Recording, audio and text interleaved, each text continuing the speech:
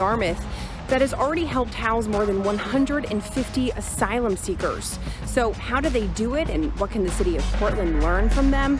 We'll explain. Also tonight, you probably heard about the American who was gored while running with the bulls, though we find out now he wasn't actually running. We'll tell you about that and ask the more general question too, is it time to put an end to the running of the bulls? And imagine having your wallet stolen, then getting it back, but 7 decades later. This is News Center now.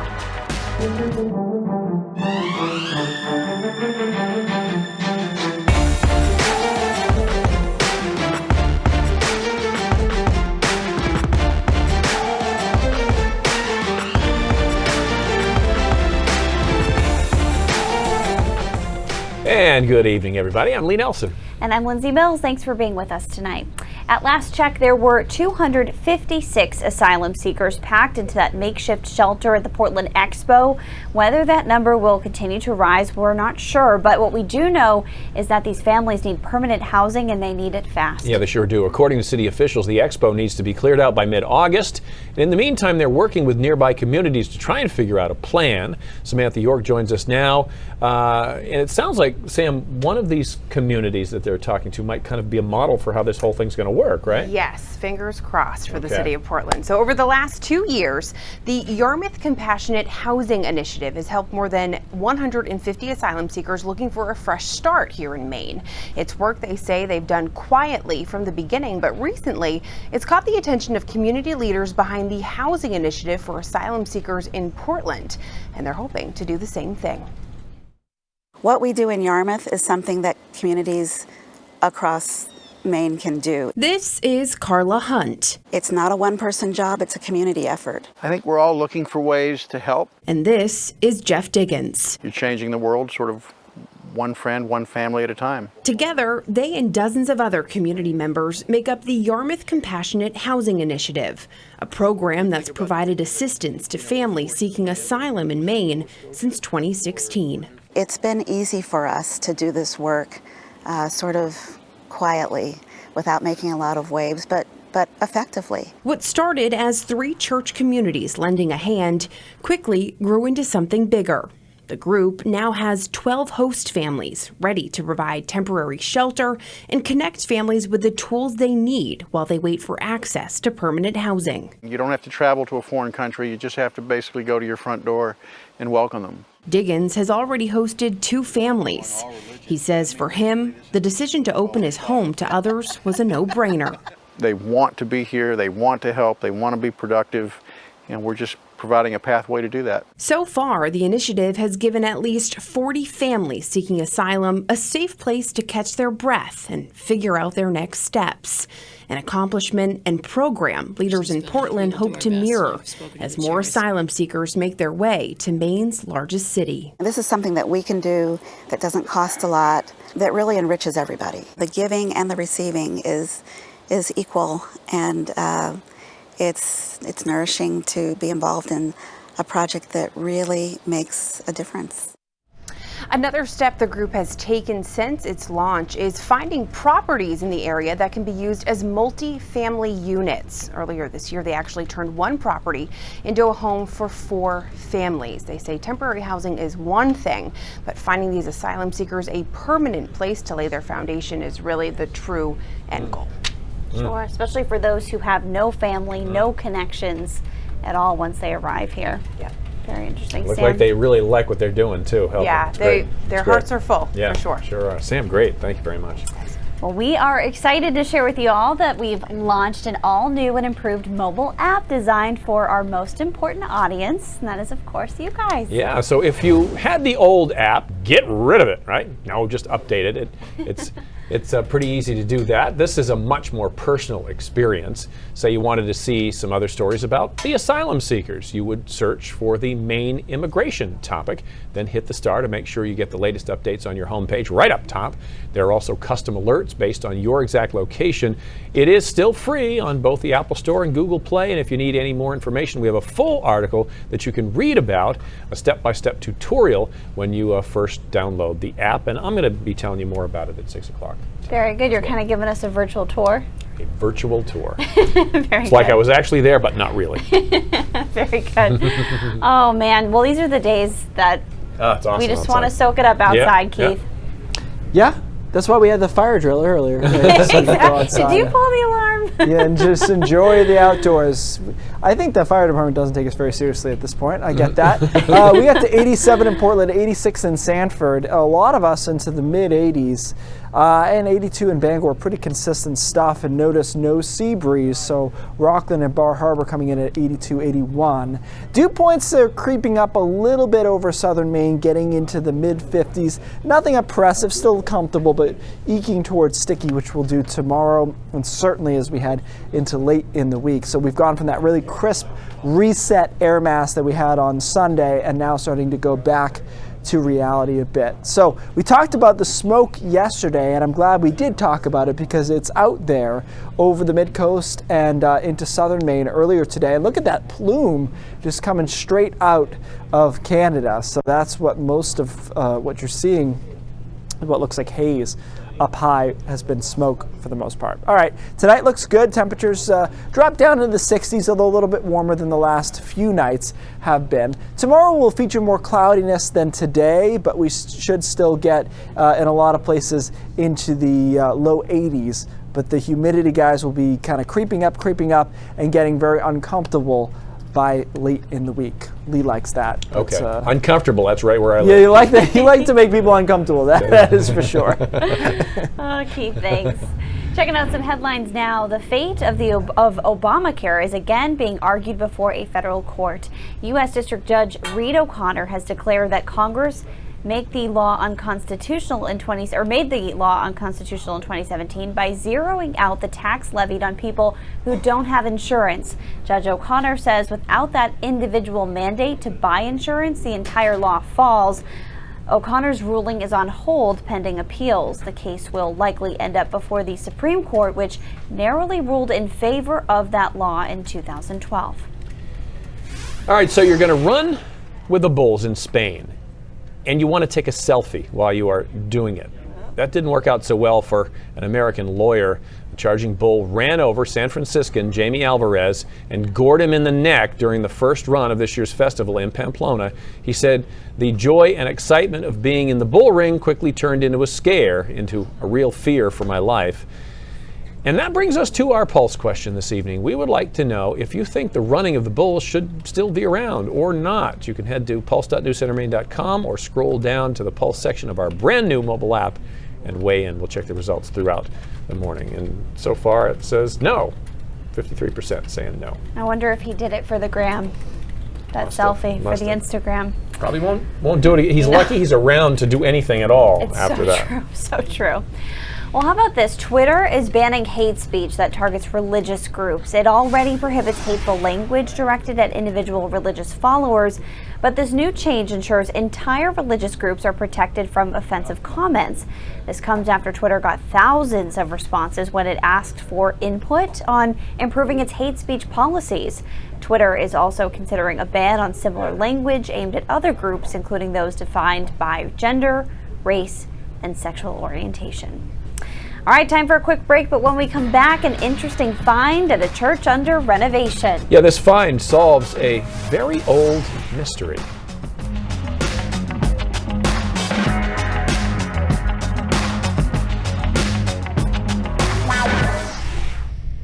Alrighty. Thanks, Michael.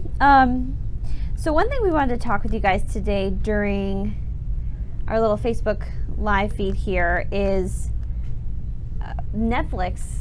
One of its most popular shows, Friends, will officially be pulled from the site by 2020. Oh, wow. And this is amid this whole new world we live in of different media companies competing with their streaming services. Mm-hmm. So is it because NBC... What was that, Bill? Right now? Yep. Okay, cool. So is it because NBC is coming out with its own streaming? Yes, it's service? part of that. Yep. And It's just interesting. I mean, are we going to need like 10 different streaming services at some point? I know, mean, right? can't we just have one? Can't we just pick one? If you need to know about any Friends episodes, I'll just do them all verbatim for you. I love Friends. Huh? Absolutely. I have a friend in high school who watched most of the seasons in Spanish, just for fun. He watched them all, and then he wanted to watch them again, so he watched them in Spanish to like learn a thing or two. Which I thought was interesting.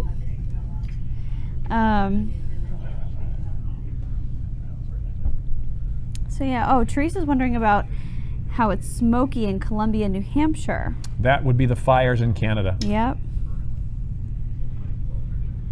Paul says, I say keep running of the bulls. It's their country. They can do whatever they want.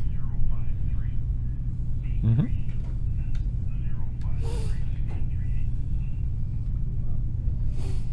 Okay, doke. Okay. Yeah, the old running of the bulls. I'm going to say probably not wise to take a selfie while you're running with the bulls. No. Also, just risky in general participating in that. Yeah.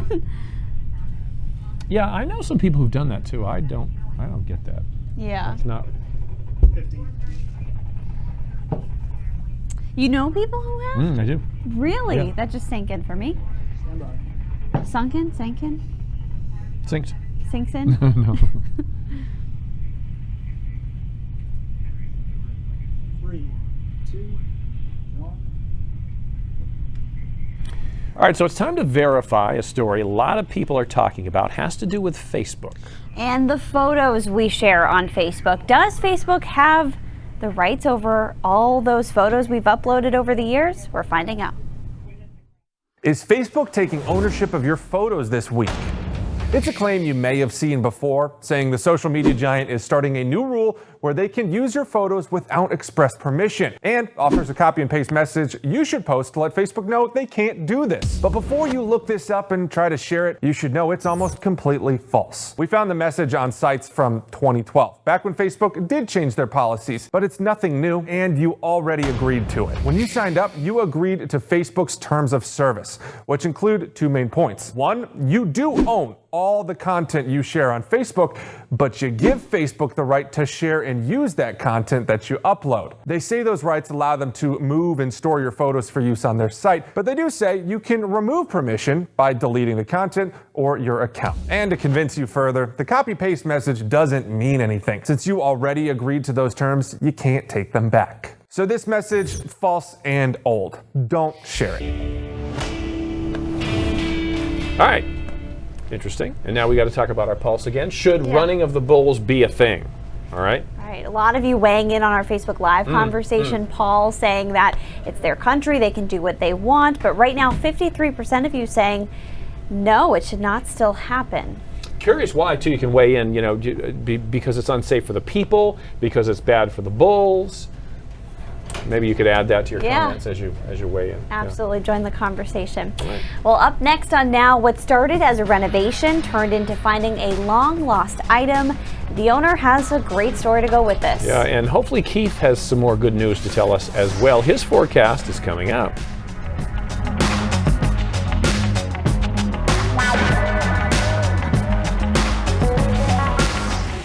A lot of people have said that, but it's interesting if you talk to the people who work with the homeless. I mean, is there a need for more? Sure, but there's a bed for just about everyone if they want it, but a lot of people choose not to have it. There's food for just about everyone, but a lot of people choose to go out and try and do it on their own out on the streets.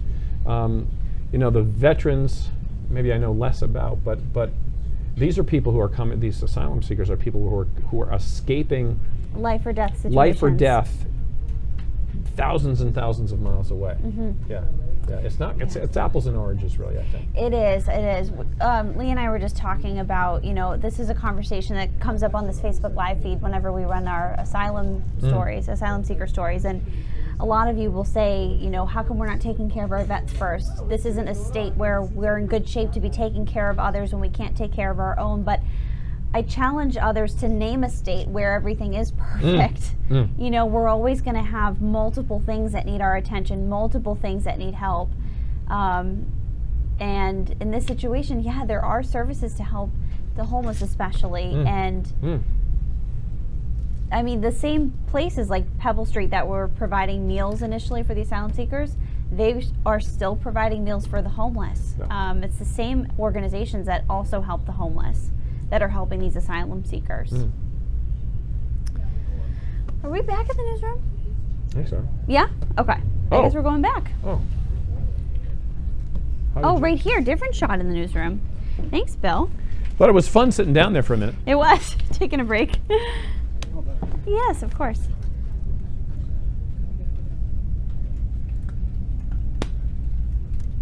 Sweet. It's interesting too. I mentioned it, I think, to you yesterday. We'll tell the folks online too. I don't know how many of you were at the Portland Pops 4th of July thing, but we did mention the asylum seekers that night because there were 50 of them in the audience, and it was interesting. Kind of a juxtaposition of us celebrating our independence as they fight for theirs. They're fighting for theirs, and boy, the crowd response was overwhelmingly positive. To welcome them. Thousands. It was a standing ovation of 40,000-50,000 people. It's amazing. So it was really, really interesting. So I think generally people are very welcoming, and there are some people who have some, reservations about it, as you said. But I think overall, it's. 3, 2. I can't find my wallet. Have you had to say those words before? Yes, it's terrifying. It really is. It feels like eternity, right? But maybe it's only a span of 5 minutes, maybe an hour tops. Maybe you go a whole day where you can't find it, but you eventually figured out what happened. If you're lucky. Exactly. But we have a story tonight about this old school that's being renovated into a church. It's in Illinois, and they found some wallets there.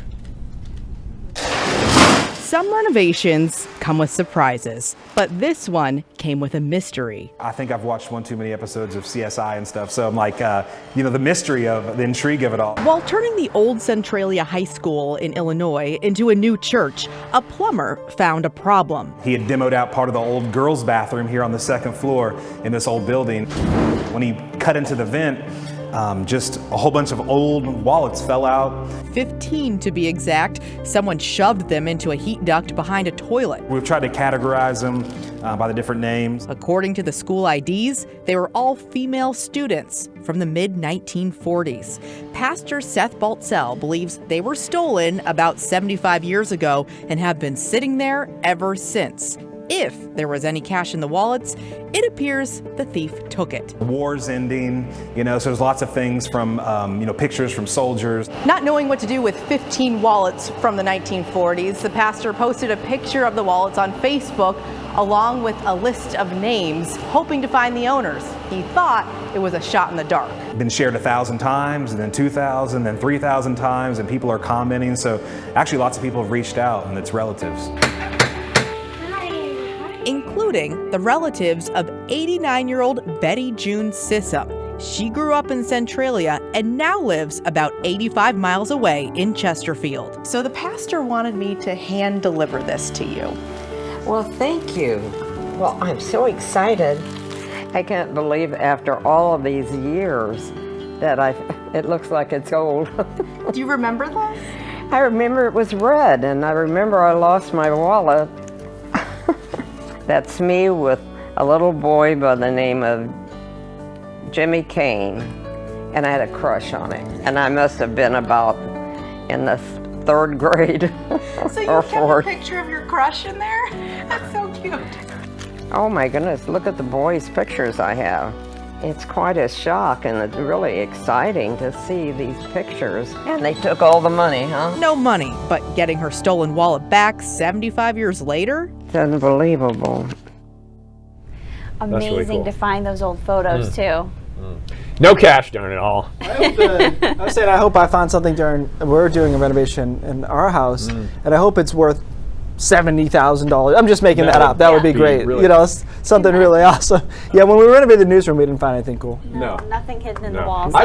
When we did that in our old house in Cape Elizabeth, we found lots of little animal skeletons. Really? Yeah, like squirrels. Couldn't get out. Yeah. I can't figure that out. They can get in, but they can't get back out. Yeah. It's funny you said that. I found a dead mouse in our house. I'm like, you got in? Right. I kind of felt bad. Like, I'm such a hippie now. I can't even put mouse traps out. The worst. The worst. Save the mice. Yeah. Well, I say that until there's more than one. Then all right. That's true. We did pretty well today. It's 87 in Portland right now. 84 in Wiscasset, 82 in Rockland, and 81 in Bar Harbor. So no sea breeze.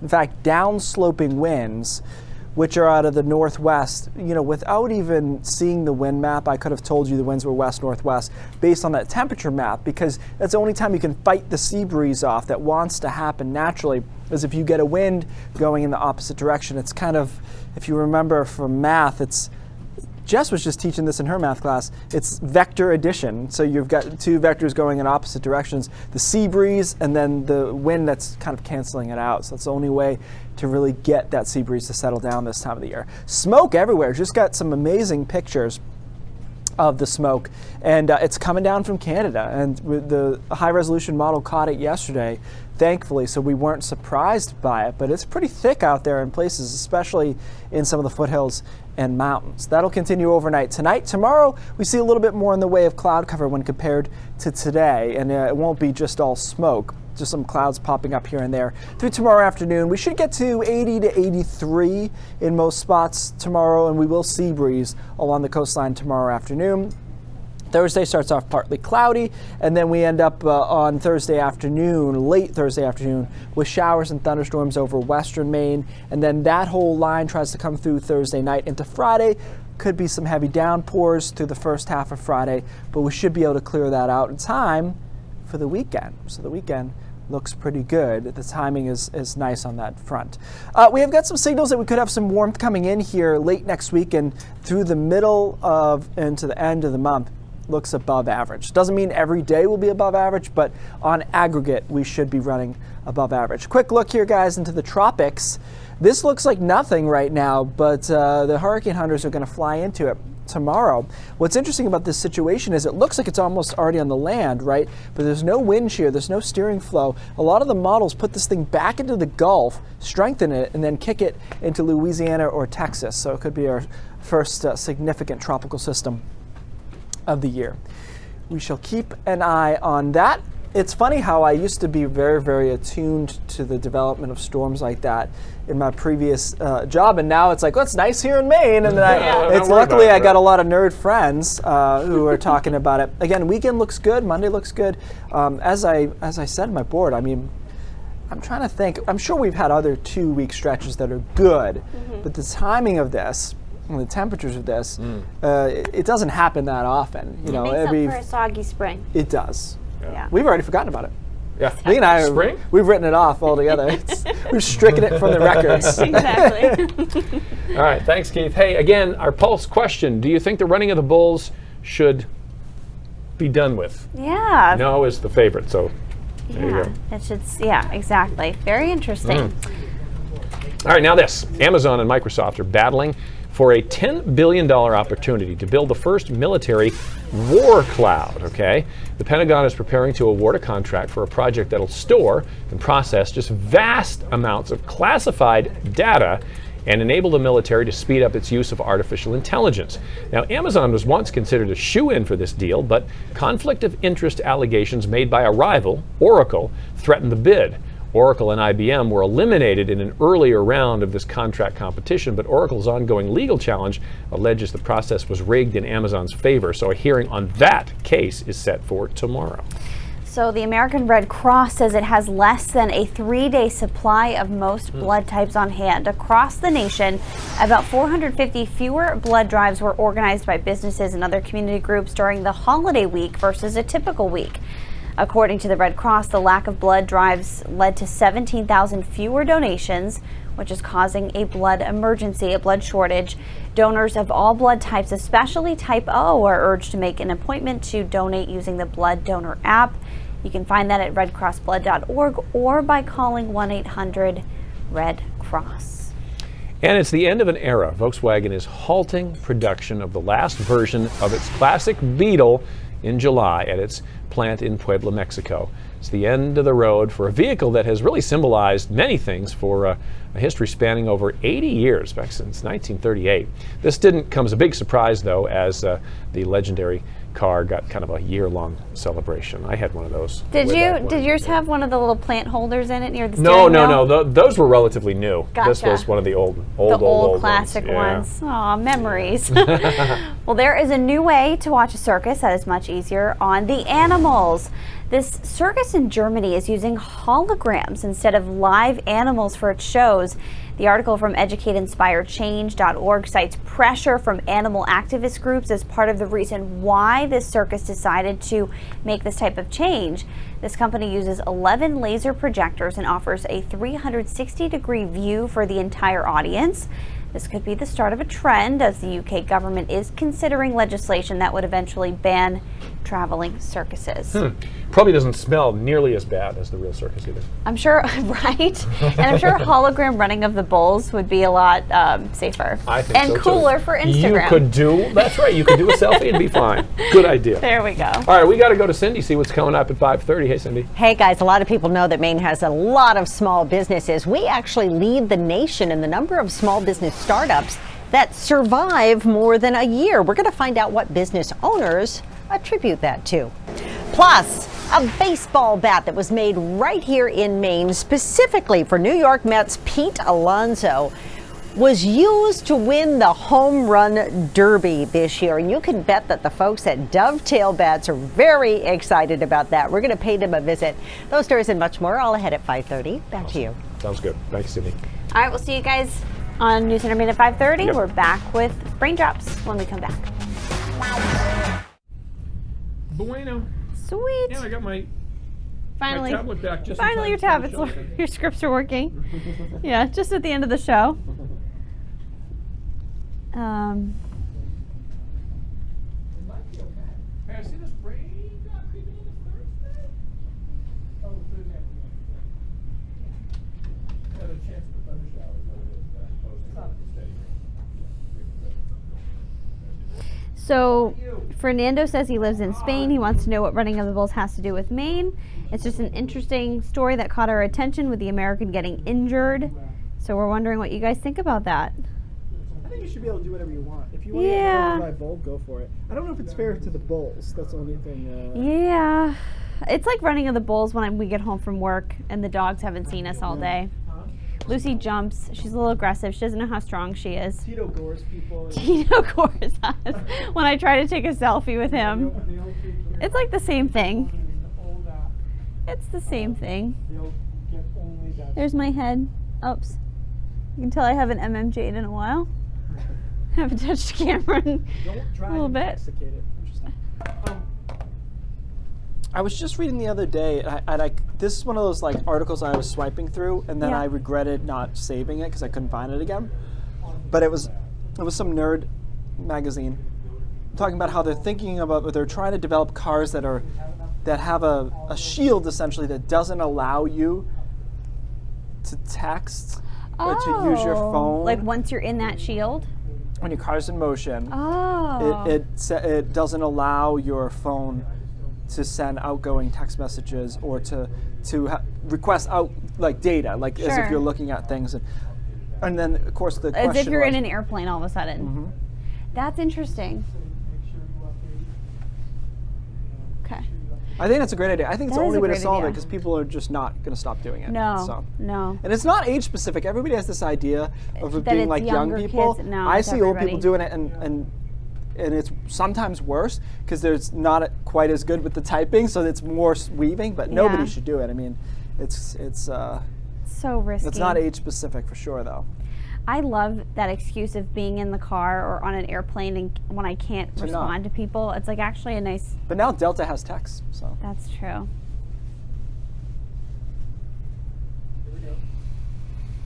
All right, guys, running of the bulls. Do you think it should still happen? 55% of you saying No, thanks for joining the conversation. Yeah. Like I was saying, I don't see the advantage of it, but all right, this is a pretty cool video. It's out of Alabama, and let's run it in real time first. Okay, wow. Okay, and what I want to show you here is a couple of things. The lightning is emanating from the middle of the cloud, going up to the anvil and then across here. But what I really want to show you is look how far away from the thunderstorm that lightning strike has hit the ground. So I mean, I'm just ballparking here. It's not raining under the anvil, it's raining under here. You might be at this, from this distance, you're a solid 50 miles away from the rain. And that's probably 30 miles away from the rain that lightning strike hit. So this is something that meteorologists talk about a lot, the idea that if you can hear thunder in any way, you need to go inside. People tend not to, right? Especially on a nice hot day, they want to stay outside as long as possible. But this, unfortunately, is the risk of it, is that lightning strikes can occur. I don't know what the record is, but I've seen them close to 100 miles out in advance, which is insane. So you have to be aware there's thunderstorms around, that you're still a target. This is a good reminder for me, because I was a little annoyed that we had a rain delay for our field hockey tournament recently, and I could see the clouds, they looked far away, but this is good for me to know. The rain isn't the problem, it's that. It's that, exactly. All right, News Center Maine at 5:30 starts right now. Bye, guys.